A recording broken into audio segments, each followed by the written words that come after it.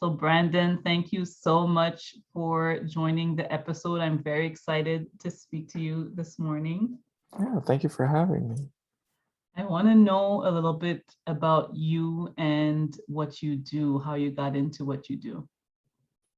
Um, so what I do is, um, let's start at how I got into it, and then Yeah, we'll yeah. lead into like what I do exactly. Um, so I struggled with depression for Mm, I would say a good year of just being depressed, and before that, I feel like again, none of these were ever diagnosed from a professional. It's just mhm. um, from what I understand depression to be. I would say I was suffering from that or dealing with that. If I And if I before could that, if I could pardon, go ask ahead. Yeah. what how old were you and what were the signs? What were I would say 31. I think I was mhm, 31, 30 or 31. mhm, And the signs were that I couldn't, or not, I just didn't want to, there was no energy to get out of bed. Um, it was like the summertime, or I remember during the period, one period was summer, super beautiful outside, and I didn't want to go outside. I was comfortable having the blinds drawn and staying in bed. When I came home from work, it was just like wanting to go to bed.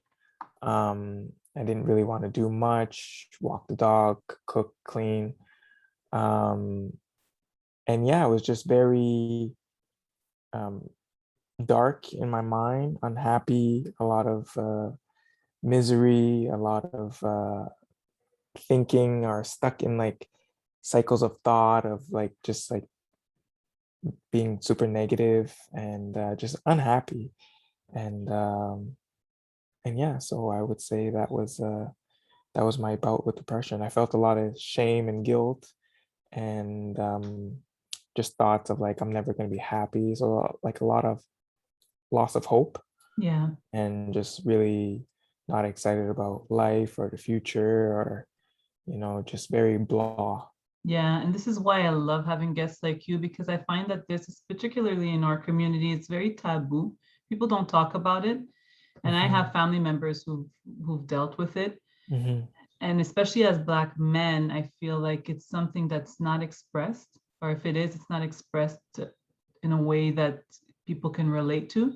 Yes. So I really appreciate you being on here and speaking candidly about this because I think it's a very important subject and that many people need help with and they just don't know where to even start. So thank you. Yeah. Yeah, for sure, definitely. And I agree. And I think that's part of my work and my mission, is that like I can definitely relate to like growing up and seeing those around me struggle with mental health and just want to take care of it by themselves, Mhm. and it just not getting any better. There's no improvement. And so like I have no issue like reaching out for help, but like I actively sought out help because I wanted to improve my situation, and I knew that it wasn't something that I was able to do by myself. Um, and so yeah, that's pretty much how it started. But before that, I was and this I couldn't even recognize up until it got to like a pretty serious point. But I feel like growing up, I was suffering from like a high level of trauma, and that kind of really guided my actions and my behaviors and just my identity as a person. It was always in the back of my mind that like this was my mother, this was my father, this was the neighborhood that I grew up in, this is my skin complexion, this is my culture, this is my history, the history of my people, all this stuff. And so that formed my identity. And it was very like I need to be hard, I need to be tough, I need to be I can't accept any kind of BS from people. I have to stand up for myself. I can't tolerate any disrespect. That was really the mindset, and it's very very energy consuming. It's very It tiring. is. Mhm. Um, And you feel like you can't break out of it. It has no, to just be and it like that. Mhm. just makes you very angry, and yeah, so that and just like all the experiences that come along with it, very, very traumatic. And then um, just always trying to get out of that, come out of that, and a lot of people look for ways out of it, but like I was kind of chasing that, like the carrot on the stick type thing. Yeah. And um, a lot of people, or at least I don't like saying a lot of people. I like referring to myself because I don't want to speak on other people's behalf. But for myself, I always thought that like, it would probably be in the next relationship or the next paycheck or the next job that I would find this sort of fulfillment, or the next like lump sum of money. And I always remember my father, when he was home, he kind of um, went back and forth between home and jail. Mm. And so whenever he was home, um, he would always buy us things. And that's how he showed his love, was through material things. And I could always remember like thinking to myself, like, I don't want these things. I don't care about the things. I want You. like your time. You know Yeah. what I mean? I want your presence. I want you to be Yeah. home. I don't want to have to, go through these struggles by myself. I don't want to have to be the man of the house at 12, 13 years old. I don't want to have to watch my mom suffer through her depression or whatever she's going through as a single parent, and all of that stress that comes along with that. Like, I want you to be home. And so he would come home and buy us things, and then slowly but surely drift back into like his lifestyle and like be out and about and in the streets and stuff like that.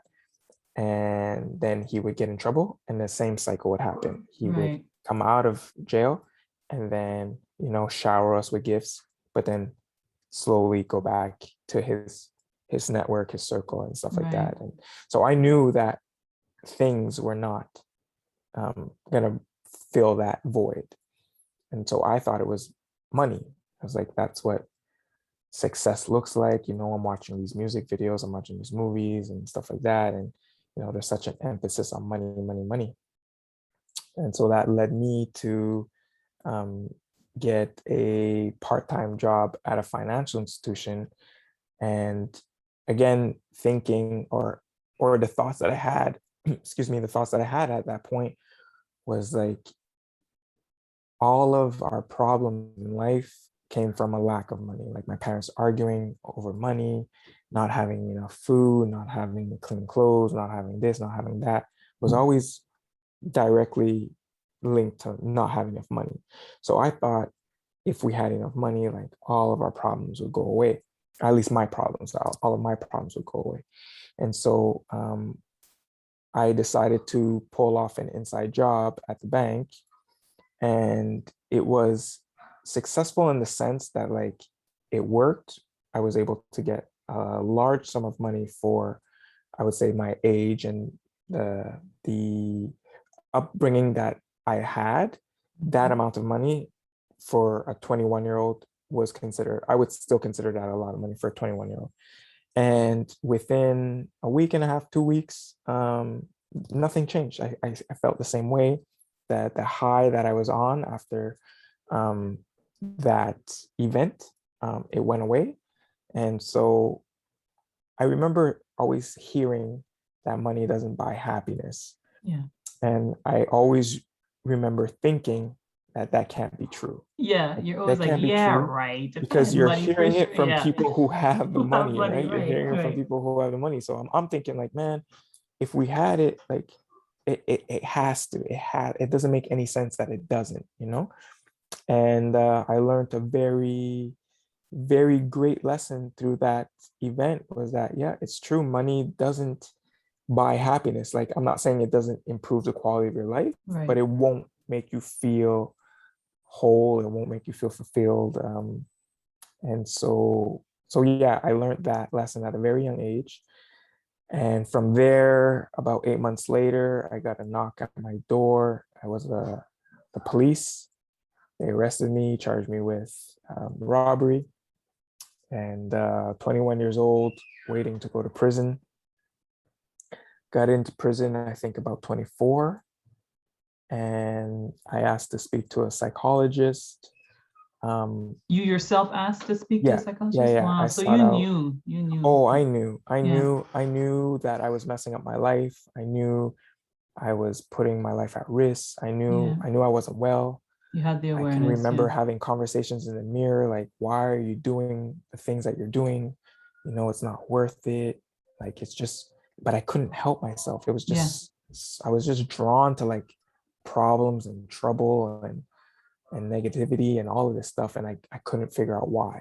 Yeah. And You know, again, I have to bring up how relevant this is, especially right now with the shootings going on in Montreal. yeah, It's very relevant because a lot of young men don't know how to get out of that trap that's inside them. yeah, And you know, because of the way they're living, their parents, their environment, they figure that's the only way. Then there's yeah, retaliation, then it's like an ongoing cycle, and until they're able to break out of it, it's very hard. So yes, again, this is a very good conversation. Yeah. yeah. It is very, very difficult, and like you're carrying generations, Right. years of trauma, and this is all passed down, and it's all a result of like what's happening today is a result of what has happened, you know what I Yes, mean? I agree. And and so yeah, I reached out for help, figuring that this is my opportunity, and the fact that I'm in the system, and you know there's resources here, so might as well take advantage of it. And I had my first meeting with a psychologist, and I was able to open up and kind of get some things off my chest, and I felt like, you know, this could be the answer to like what I'm dealing with inside. And at the end of the meeting, she asked me if I'm suicidal, and I say no. And then she says, well, unfortunately, like, we're mandated to see you because you've made a request, but if you're not suicidal, we cannot continue seeing you on a regular basis Wow. because our caseload is just through the roof right now with all the guys who are suicidal. So if your Wow. circumstances change, definitely reach out to us. But if you're not suicidal, like Mhm. we just don't have the manpower. And I'm like, okay, you know, prison's not a place where you want to be suicidal because you'll be under watch, and yeah, it's just not fun. And so go through the system, and I don't understand why this system is structured the way it's structured still today, with the lack of resources, the lack of the just the ability to heal people. Like you're putting a bunch of people who are traumatized, angry, just failed by society, failed by youth protection, failed by the system, all together Mhm. without the knowledge and resources and tools to kind of cope with what they're dealing with. And so inevitably you have people fighting very violently, with weapons. Sometimes it ends up with people dying. On the other side, you have overdoses, people dying there. And it's really messy, really traumatic. It's very scary place to be. And you come out of there worse than when you went in. And I remember having nightmares. I remember like having PTSD, and again, not um, diagnosed by a professional, But but you like knew. Yeah. You know. yeah, you know what I mean. Yeah, And you know. you know, right? So there's really no peace in my mind right now. Like I feel the anger and tension in my body at like every moment. And I leave the prison. My entire sentence was 3.5 years, and I did two thirds of that inside, so two Okay. years and 4 months, and then your last third is transitioning outside in the community, Right. you know, Okay. under the supervision of a parole officer. Mm-hmm. And so I have my first meeting with my parole officer, and I say, Miss, you know, like this happened early on in life. There was drug use in the house. My dad was in and out. My mom suffered mental health, very neglectful, all of this stuff. I'm not doing well. This happened in prison. You know, I saw people that I knew like overdose, die, all of this stuff, locked down in your cell. Um, I need to speak to someone. I like to speak to a therapist, a psychologist, anybody.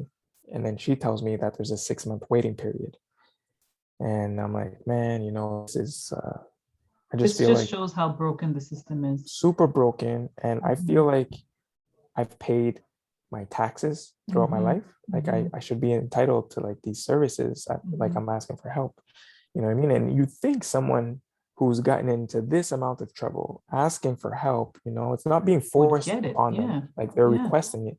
Yeah, they would like the system would be happy to deliver Yeah. that. Because Um, many won't ask for that help, won't even have the no, awareness to know that there's a problem that they have to ask for help. So when they do, it's like, yes, it should right, be for free and just right, every day when you right, need it. Like, yeah. right, exactly. So I was left to suffer in silence like many other people. And I was just like, let me try to keep busy, let me get a job, let me, try to get back into the flow of things, and hopefully it would just like take care of itself. It will go away. 7 months after my release, I am on my way to a men's basketball game, and somebody rear ends me. I get hit by from behind and with a car. And so I get out my car to look for damages. There's no damages to the car. So I can vividly remember in my mind saying, like, just get back in the car. Don't speak to him. Don't look at him. Just go where you're going. He gets out his car and he starts cursing, yelling at me, above all things in French. So he's like, hey, necesita, nah, this, that, and the other.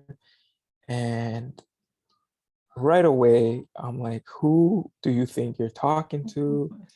Just like Oh my no. ego comes out. Mm-hmm. I've had to deal with all of this BS from like the system, from other inmates, just like life itself.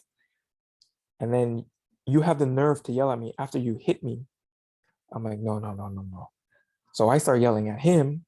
We're blocking traffic. Bus driver tells us to get out the street. We pull off into a vacant parking lot. I get out the car. He gets out the car. He's charging towards me. I'm charging towards him. And he starts speaking again, but I have no words. I start pushing him. And then he's like, oh, I'm going to call the police. I'm going to call the police. So he takes his phone out of his pocket. I hit the phone. The phone falls on the floor, breaks. He's like, I'm going to the corner store. I'm going to call the police. And then I'm like, man, what did you just do? Like you messed up. Um, do I run? Do I go on the run? Do I stay? Try to plead my case? So I decide to stay because going on the run is just like you're they're gonna be looking for you, and you're gonna Yeah, eventually gonna have to deal with with them and whatever is gonna everything. happen, and it's Mm-hmm. only gonna make it worse. So I decide to stay, try to plead my case, and the police come. As soon as they run my name, they see I'm on parole. They don't care anything else I have to say. They heard that I broke his phone and that I pushed him. So they charged me with assault and robbery. Robbery. Yeah, Wow. and I was confused. I was like, okay, I understand the assault, but where did the robbery come from? Like, I didn't rob anything. Yeah.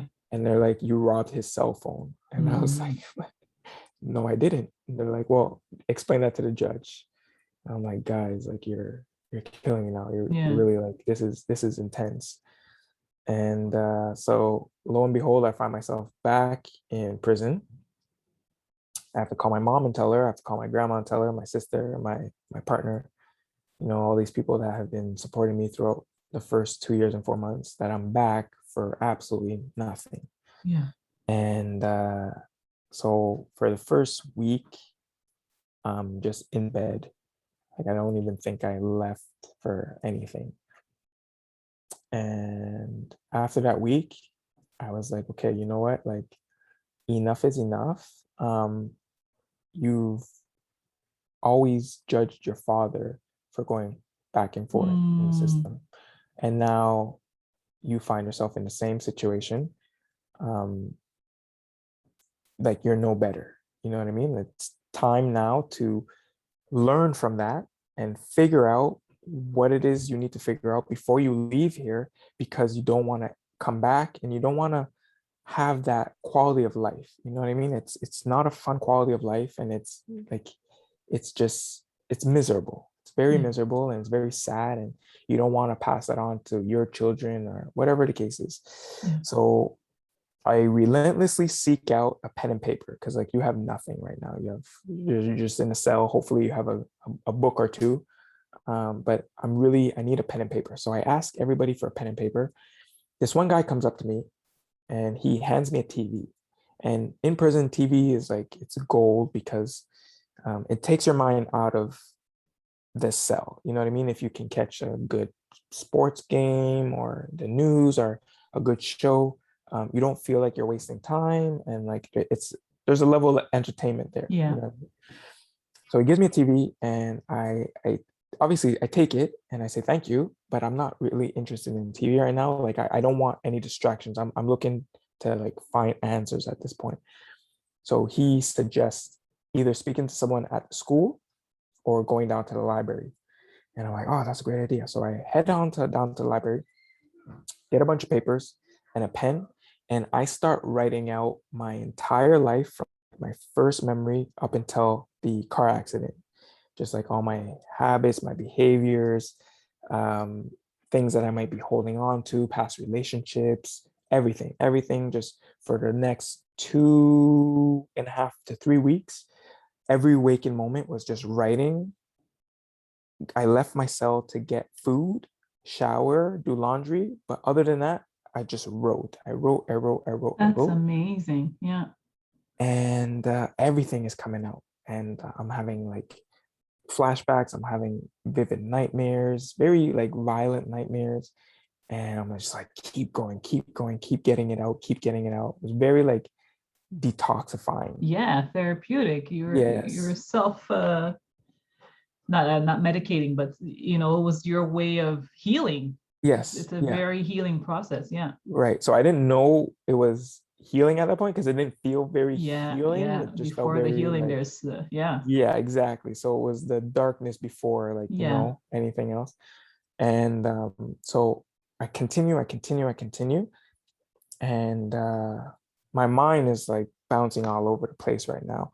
And I get to the fender bender, and my mind is going so fast that like it feels like I step back and I'm like observing my thoughts at this point. Right. And I'm like, whoa, this Out is of body weird. experience, like It was sort of out of body, but like I still was in my mind. I was right, in my right, mind, but now I can clearly see my thoughts like going right. back and forth. And I remember one side saying like, it's the guy's fault, he shouldn't have hit you. And then the other side was like, well, you're the one that's on parole, you're the one that's has the responsibility to like not mess up your parole. Your conditions were super easy, just don't get in trouble. That was it. You don't have no curfew, you don't have no drug test, you don't have nothing, just don't get in trouble.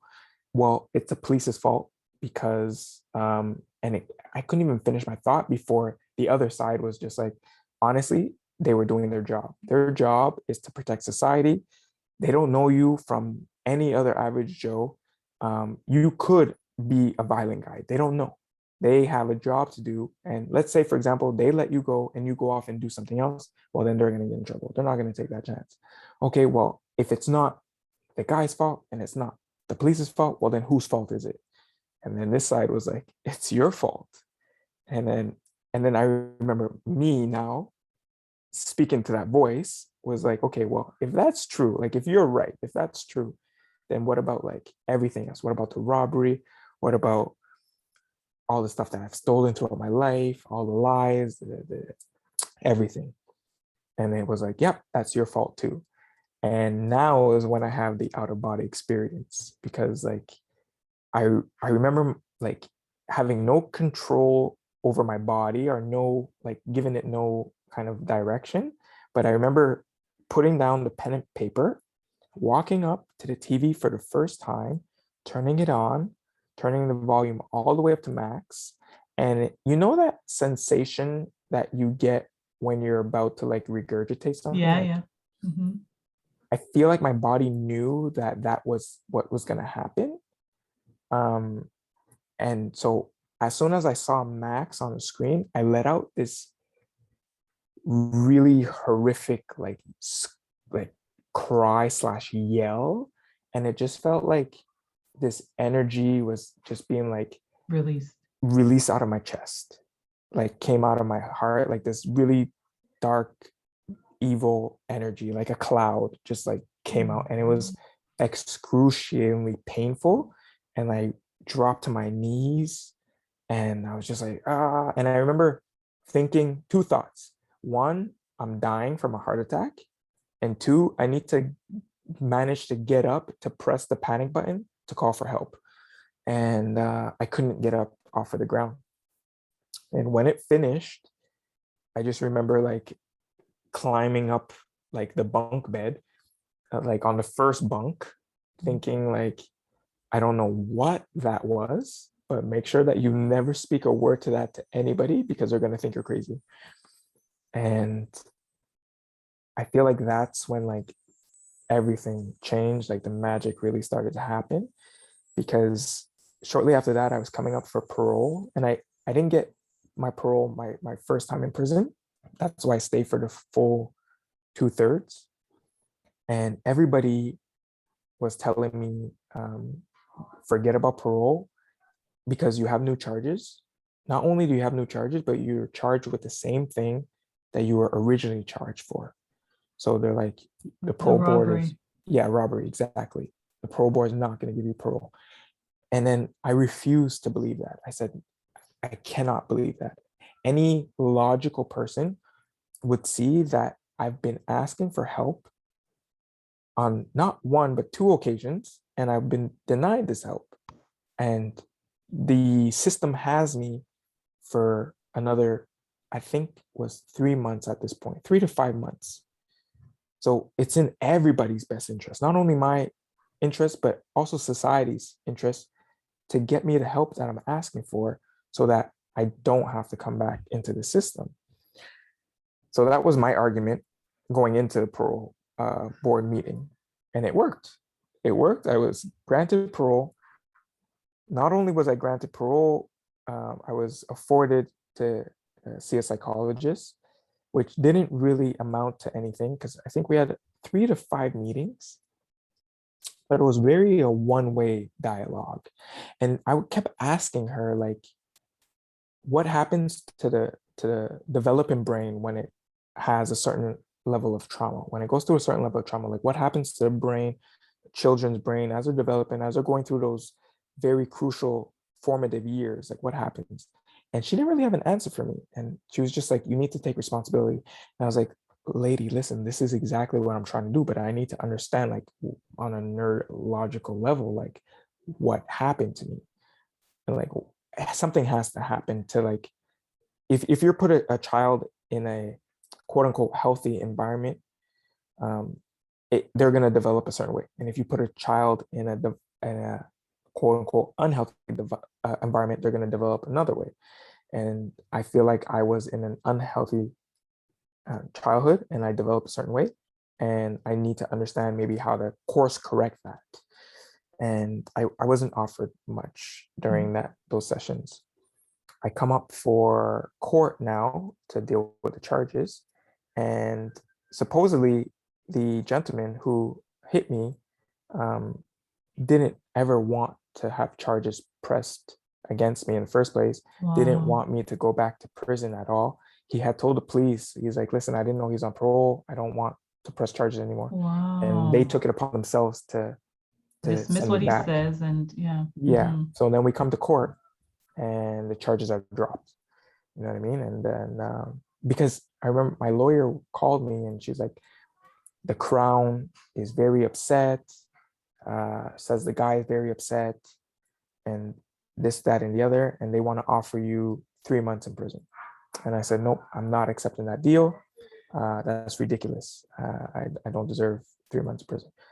So my lawyer goes back to the Crown and then comes back to me and then says, okay, they dropped it from 3 months to weekends. So you would only go back during weekends. So you can work during the week and then go to prison during the weekends. And I said, nope, I'm not accepting that either. Like, I'm ready to go to trial and like plead my case. And so again, we go to court and I find out this information that he never even wanted. Like, he wasn't angry, like it was a lie from the on the Crown's part. They were just trying to close the case and get me to do some time, which is so sad that people like actually do that to other human beings, thinking that they're doing good.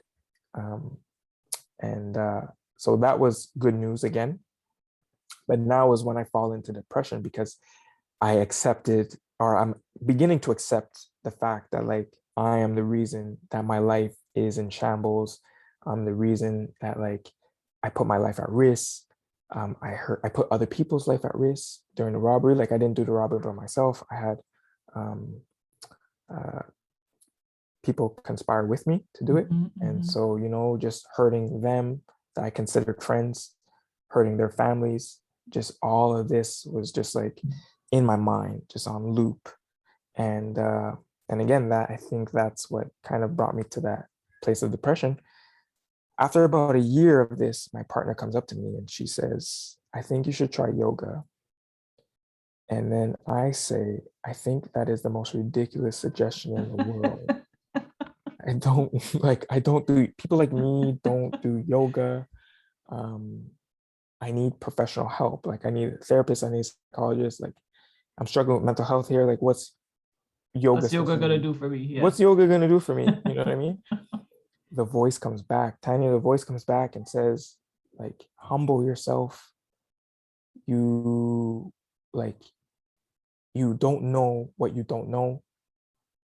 Try this thing and, you know, give it its fair chance and see what happens. And so I don't know where, I just turned back to her and I said, you know what, I'm going to try yoga. And I was working at the YMCA at the time. So we get yoga free through work, through the gym membership. Nice.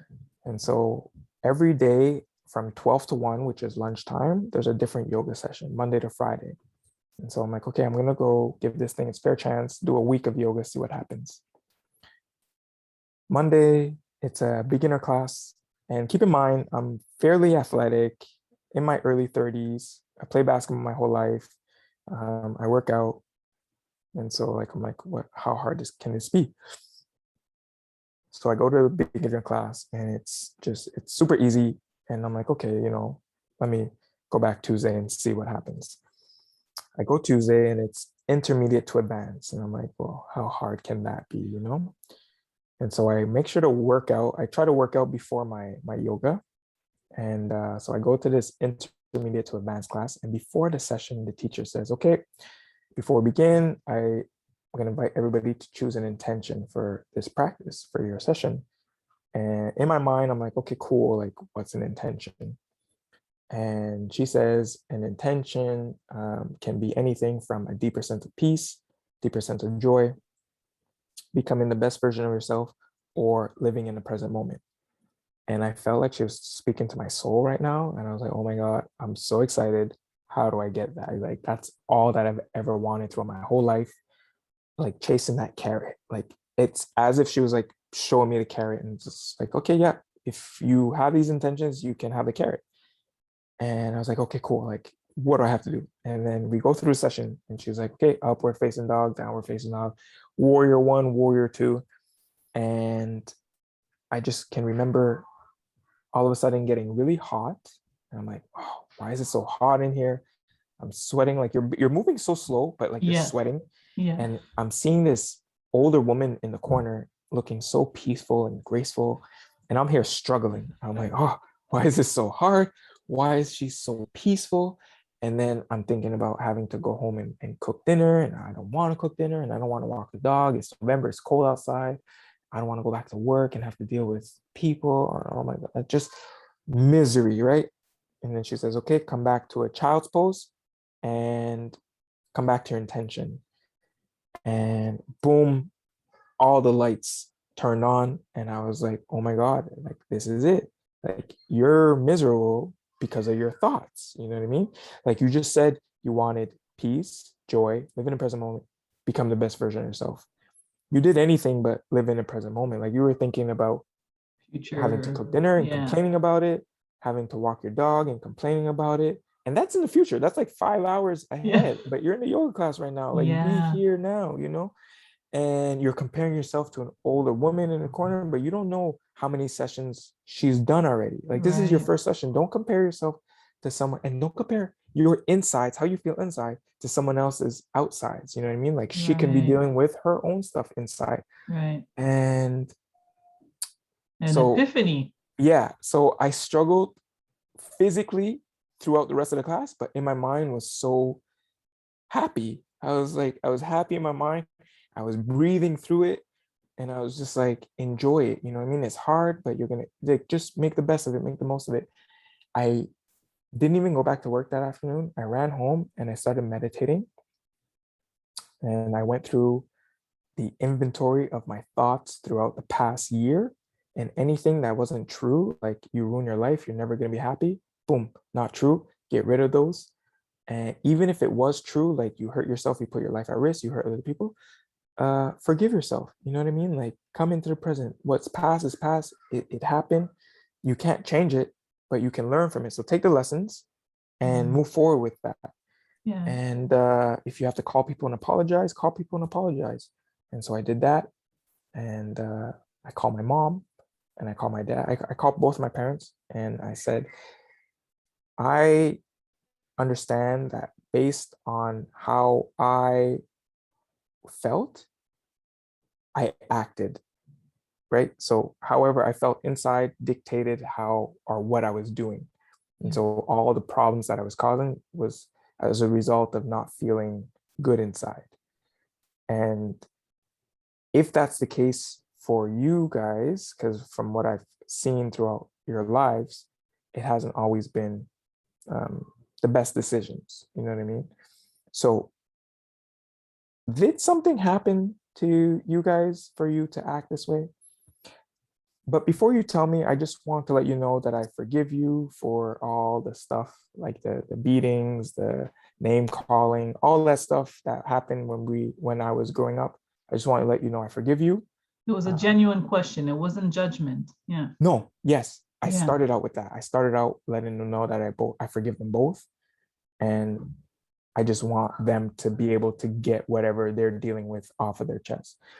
And my mom, both of my parents gave me permission to share because I feel like their story is my story to a certain extent. Yeah. Because, like I said, everything that's happened before dictates what's happening now and what potentially can happen if you don't change it. And so my mom told me at that point, after about 30 years, right, told me that she was taken advantage of by one of her family members. Mm. And so it all made sense now that, you know, this person who wasn't protected as a child didn't really have the Tools and emotional intelligence and the tools to protect yeah. her young. You know what I mean? And so I was like, oh, okay, that makes sense. Which then I was able to go even deeper into forgiveness and compassion and understanding. And so I did the same thing with my father. Amazing. And he told me that he has a void still to this day of not knowing his father. And so that's where all the name calling came in. Oh, you can't be my son. I need a DNA test. You're too stupid. All this stuff, right? And Oh, so I was able to go deeper into that and say, like, you know what? It really never had anything to do with me. It was yeah. just, these adults who had a child at a very young age and didn't know, or I didn't have the emotional intelligence to kind of raise the child, kind of just let their trauma spill forth. And after I had that conversation with my father, he then turned to me and said, "You broke the chains." And I thought that was so Oh, powerful. And I that was like, yeah, yeah, yeah. that is so nice.